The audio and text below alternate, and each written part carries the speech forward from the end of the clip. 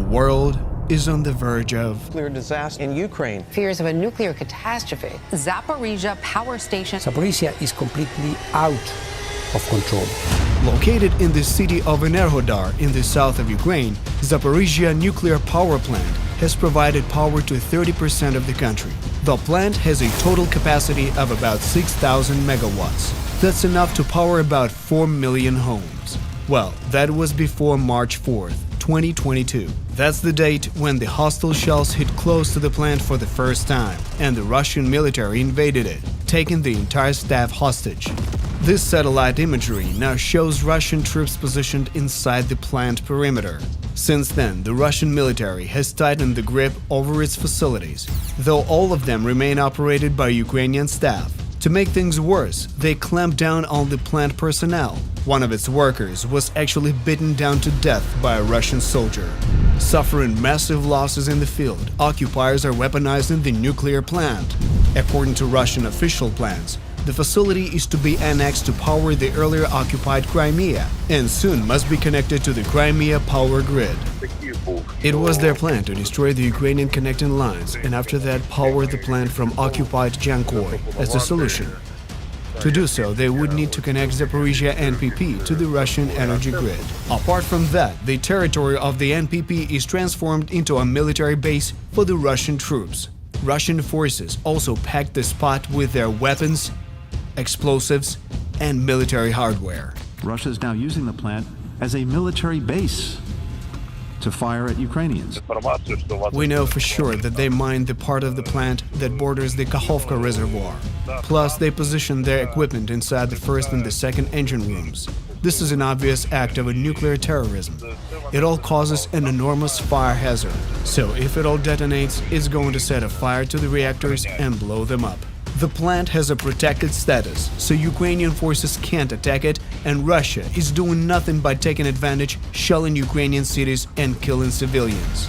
The city of Nikopol, right across on the other bank of the Dnipro River, is being shelled the worst these days. As if it weren't bad enough, Zaporizhzhia NPP, controlled by the Russian military, is literally a powerful tool for worldwide nuclear threat. Open nuclear blackmail. And these 6 nuclear units together with stored nuclear waste gives solid ground for that. One of the latest shellings almost hit the nuclear containers, causing fire.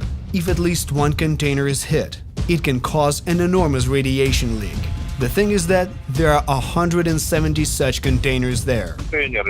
Nuclear waste is also stored there in concrete containers and metal baskets inside. The fuel is inside those baskets. 1, 2, or 3 missiles can destroy the lids hitting the fuel. If it happens, the consequences will be equal to those of hitting the reactor. Strikes are getting closer and have already damaged some critical parts of the sprawling nuclear complex. According to reports, Russian occupiers have mined the turbines, while their artillery keeps shelling the nuclear plant site, saying it is Ukraine to blame. No such country in the world can feel safe when a terrorist state fires at a nuclear power plant. What is clear is that any accident at the power plant could have catastrophic consequences. Russian Federation even asked for the official meeting of the UN Security Council, saying they had invaded independent Ukraine, occupied the Ukrainian nuclear power plant, and won't leave it since they're protecting it from terrorist attacks. The diplomatic rebuff was clear and straightforward.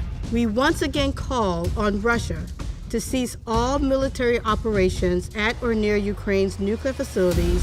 42 countries have demanded that Russia demilitarize the Zaporizhzhia nuclear power plant, according to a joint statement. Some infrastructure of the nuclear plant has already been damaged. If the water stream suffers disruption, the reactors could lose cooling, and the fuel will start melting and can explode, sending out a radiation cloud. The actions of Russian occupiers can be predicted, but the way of the radioactive cloud is absolutely not. It can go anywhere, hitting any part of Europe and even far beyond it. Zaporizhzhia NPP is located in the middle of the continent, so it'd be a play of luck for all of us, and the scale of the potential threat would overtake the tragedies of Fukushima or Chernobyl 10 times over. Russian propaganda is also claiming that Ukraine stored nuclear fuel like plutonium and enriched uranium at this plant to produce nuclear weapons. Ukraine could not produce plutonium or enriched uranium for nuclear weapons. We do not have such technologies. Moreover, they are forbidden for us. Furthermore, the Hiroshima's bomb had only 1 kilo of nuclear material. Tons of that are really huge amount. It's just impossible.